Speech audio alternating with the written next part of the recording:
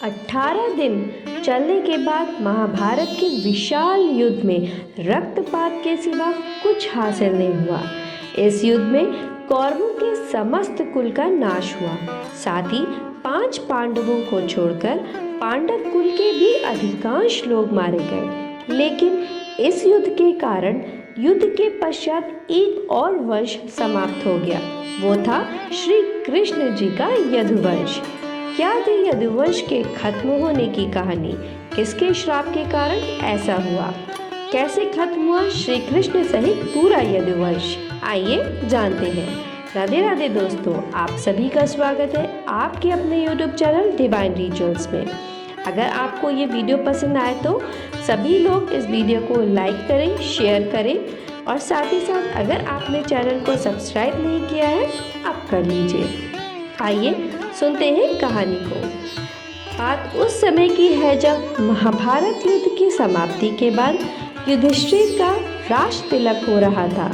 तब कौरवों की माता गांधारी ने महाभारत युद्ध के लिए श्री कृष्ण को दोषी ठहराते हुए उन्हें श्राप दिया था कि जिस प्रकार कौरवों के वंश का नाश हुआ है ठीक उसी प्रकार यदुवंश का भी नाश होगा। गांधारी के श्राप से विनाश काल आने के कारण श्री कृष्ण द्वारिका लौटकर यदुवंशियों को लेकर प्रयास क्षेत्र में आ गए थे। यदुवंशी अपने साथ अन्य भंडार भी ले आए थे। कृष्ण ने ब्राह्मणों को अन्नदान देकर यदुवंशियों को मृत्यु का इंतजार करने का आदेश दिया था। कुछ दिनों के बाद महाभारत युद्ध की चर्चा करते हुए सात्यकी और कृतवर्मा में विवाद हो गया। सात्यकी ने गुस्से में आकर कृतवर्मा का सिर काट दिया, जिससे उनमें आपसी युद्ध भड़क उठा और वे समूहों में विभाजित होकर एक दूसरे का संहार करने लगे। इस लड़ाई में श्री कृष्ण के पुत्र प्रद्युम्न और मित्र सात्यकी समेत सभी यदुवंशी मारे गए थे। यदुवंश के नाश के बाद श्री कृष्ण के ज्येष्ठ भाई बलराम समुद्र तट पर बैठ गए और एकाग्रचित होकर परमात्मा में लीन हो गए। इस प्रकार शेषनाग के अवतार बलराम ने देह त्यागी और स्वधाम लौट गए। बहेलिया का तीर लगने से हुई थी श्री कृष्ण की मृत्यु। बलराम जी के देह त्यागने के बाद जब एक दिन श्री कृष्ण जी पीपल के नीचे ध्यान की मुद्रा में बैठे हुए थे, तब उसी क्षेत्र में एक जरा नाम का बहेलिया आया हुआ था। जरा एक शिकारी था और वह हिरण का शिकार करना चाहता था।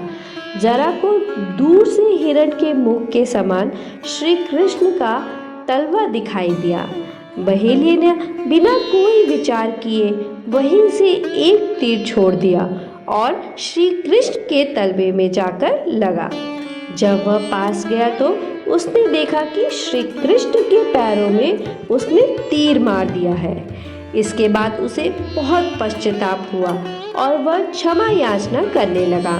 तब श्री कृष्ण ने बहेलिये से कहा कि जरा तुम डर मत, तूने मेरे मन का काम किया है, अब तू मेरी आज्ञा से स्वर्ग लोक प्राप्त करेगा। बहेलिये के जाने के बाद वहां श्री कृष्ण का सारथी दारुक पहुंच गया। दारुक को देखकर श्री कृष्ण ने कहा कि वह द्वारिका जाकर सभी को बताए कि पूरा यदुवंश नष्ट हो चुका है और बलराम के साथ श्री कृष्ण भी स्वधाम लौट चुके हैं। अतः सभी लोग द्वारिका छोड़ दो, क्योंकि यह नगरी अब जलमग्न होने वाली है। मेरी माता, पिता और सभी प्रियजन इंद्रप्रस्थ को चले जाएं। यह संदेश लेकर दारुक वहां से चला गया। इसके बाद उस क्षेत्र में सभी देवताएं और स्वर्ग की अप्सराएं, यक्ष, किन्नर, गंधर्व आदि आए और उन्होंने श्री कृष्ण की आराधना की। आराधना के बाद श्री कृष्ण ने अपने नेत्र बंद कर लिए और वे सशरीर ही अपने धाम को लौट गए। श्रीमद् भागवत के अनुसार जब श्री कृष्ण और बलराम के स्वधाम गमन की सूचना इनके प्रियजनों तक पहुंची तो उन्होंने भी इस दुख से प्राण त्याग दिए। देवकी, रोहिणी, वासुदेव, बलराम जी की पत्नियां, श्री कृष्ण की पटरानियां आदि सभी ने शरीर त्याग दिया। इसके बाद अर्जुन ने यदुवंश के निमित्त पिंडदान और श्राद्ध आदि संस्कार किए। इन संस्कार के बाद यदुवंश के बचे हुए लोगों को लेकर अर्जुन इंद्रप्रस्थ के लिए आए। इसके बाद शेष द्वारिका समुद्र में डूब गई। श्री कृष्ण के स्वधाम लौटने की सूचना पाकर सभी पांडवों ने भी हिमालय की ओर यात्रा प्रारंभ कर दी। इसी यात्रा में ही एक एक करके पांडव भी शरीर का त्याग करने लगे। अंत में युधिष्ठिर सशरीर स्वर्ग पहुंचे थे। वानरराज बाली ही था जरा बहेलिया। संत लोग यह भी कहते हैं कि प्रभु ने त्रेता में राम के रूप में अवतार लेकर बाली को छुपकर मारा था। कृष्ण अवतार के समय भगवान ने उसी बाली को जरा नामक बहेलिया बनाया और अपने लिए वैसी ही मृत्यु चुनी जैसी बाली को दी थी। तो दोस्तों, ये थी कैसे हुआ श्री कृष्ण के सहित पूरे यदुवंश के नाश की पौराणिक कथा। आशा करती हूँ कि आपको कथा पसंद आई होगी। फिर मिलते हैं अगले वीडियो में। तब तक के लिए राधे राधे दोस्तों। अपना और अपने प्रियजनों का ख्याल रखें।